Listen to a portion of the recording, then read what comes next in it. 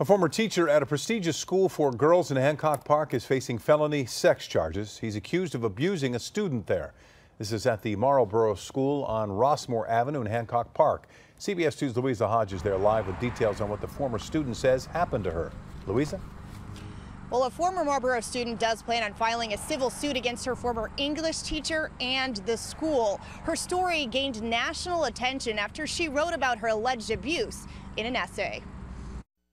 Former Marlboro School English teacher, 47-year-old Joseph Thomas Cutters, was charged yesterday on 4 felony sex crimes. The alleged abuse involved a former student at the private all-girls high school more than 10 years ago. The victim, who was 16 at the time, claimed she became pregnant by the teacher and had a miscarriage. The victim wrote an essay that was picked up by Vanity Fair back in June, titled, "It Happened to Me. My high school teacher told me he loved me and nobody did anything."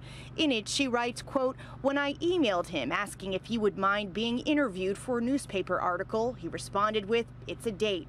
Her essay goes on to read, "His hands brushed against my knee, rubbing the black nylon of my tights. He blushed as I jerked it away. It was a line I thought he wouldn't cross, a physical barrier that I had trusted him to respect." He could manipulate extremely well. Yeah, he was very good at that. Lily Hamedai's daughter, a 12th grader at Marlboro School, says students were surprised to learn about the alleged abuse.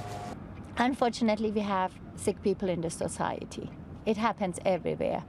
And the girls are handling it really well. The former student's article described how Cutters, who worked at Marlboro for more than a decade, allegedly abused his position as a teacher. She wrote, "He called me a temptress and a tease and told me that I was lucky to have gotten an A on my last paper because if it weren't for my pretty eyes, I wouldn't have." The article says she demanded action from the school, but the teacher wasn't fired. His only punishment was counseling.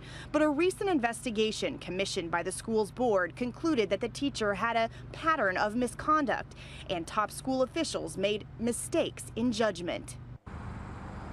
The school's chief administrator for the past 26 years did announce that she will step down at the end of the school year. Detectives say they've also spoken to other alleged victims, but no other charges have been filed. Live in Hancock Park, Louisa Hodge, CBS 2 News.